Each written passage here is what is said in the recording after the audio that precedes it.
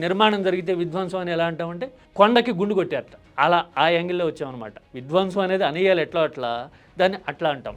నిజానికి నిర్మాణాలు నగర ప్రాంతాల్లో చేయాలి అంటే ఎక్కడైనా సరే కొండల్ని గుట్టల్ని తవ్వకుండా ఉంటారా? హైదరాబాద్లో జూబ్లీ హిల్స్, బంజారా హిల్స్ ఎట్లా వచ్చినాయి?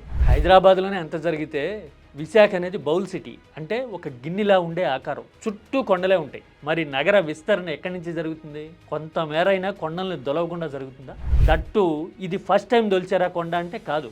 1985 నుంచి 89 మధ్య, అంటే అప్పటి టీడీపీ ప్రభుత్వం ఉండగానే టూరిజం ఈ రిషికొండ ప్రాంతంలో నిర్మాణాలు చేపట్టింది. అయినా సరే ఆ వాస్తవాల్ని కప్పిపుచ్చి ఇప్పుడు జగన్ బ్రహ్మాండమైన స్ట్రక్చర్స్ చూపిస్తున్నాడు కాబట్టి ఆ విషయం బయటికి రాకుండా విధ్వంసం జరిగిపోయింది, ఇవి జగన్ పర్సనల్ భవనాలు అని ప్రొజెక్ట్ చేస్తాం. ప్రజల సొమ్ముతో బంగారు కమోడ్లు పెట్టుకున్నారు, బంగారు బాత్ టబ్బులు పెట్టారు అని కూడా ప్రచారం చేశారు. అంటే పబ్లిక్ యాంగర్ని రెచ్చగొట్టి రాజకీయ పబ్బం గడుపుకునే ప్రయత్నం. తీరా చూస్తే ఇప్పుడు ఆ భవనాలన్నీ పరిశీలించిన తర్వాత ఏం చెప్తున్నారు? Government of AP property. మరి అంటే ఇంతకాలం అవి జగన్ రాజప్రాసాదాలు అని చేసిన ప్రచారాన్ని ఏమనాలి?